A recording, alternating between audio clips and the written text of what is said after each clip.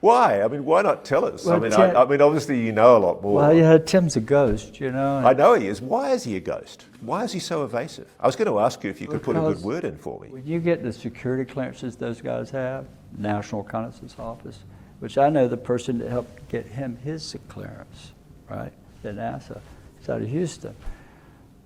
Those guys can't even go to the hospital without somebody with them to keep them. If they go on any kind of anesthetic, they're liable to talk. They can't leave the country. Yeah, it's funny. I've actually spoken to somebody who's had that happen to them. I thought that was an apocryphal story, and it really is the case. They send somebody as a security guard to make sure they don't start blabbing while they're being operated upon. Exactly.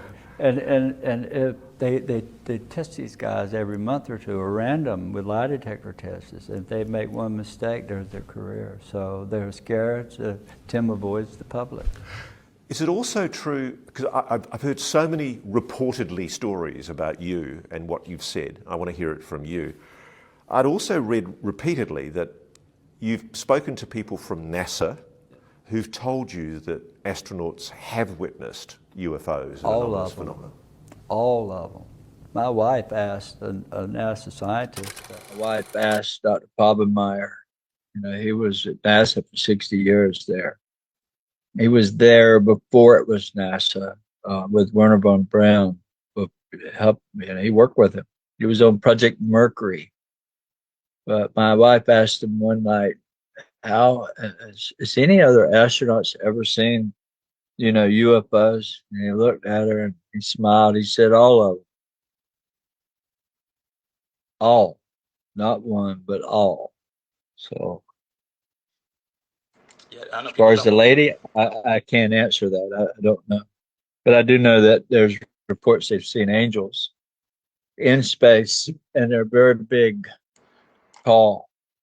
Some of them reported 100 feet tall. Oh yeah, I've heard about that case. Was that a Russian one, perchance? I think maybe that happened too. Yeah.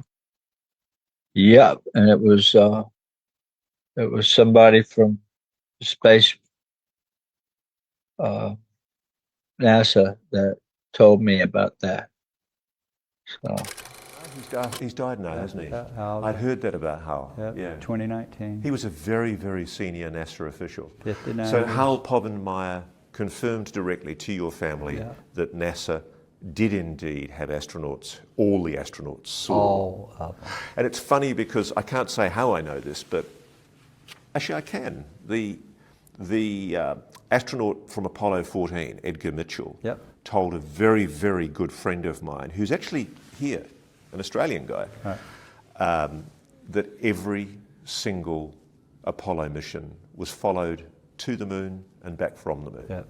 Were you ever told that? Yep. And a lot more. I was told there's structures on the moon. No, I can just hear them. We've got to give courtesy to those debunkers. They're screaming their heads off now, Chris. They're going mad. Well, let's Structures on the moon. Prove it, Mr. Bledsoe. Well, I'm just passing down words from what this senior official from NASA, he wrote 18 books and he mapped the moon. He has the award for mapping the moon. So occultational grazing. So he's watching the top edge of the moon, right, or the sides, the perimeter. And he told me there were buildings on there that were ancient and we didn't build them. My name is Carl Wolf, and I was a precision electronics photographic repairman with a top secret crypto clearance in the United States Air Force. I was stationed at Langley Air Force Base in Virginia.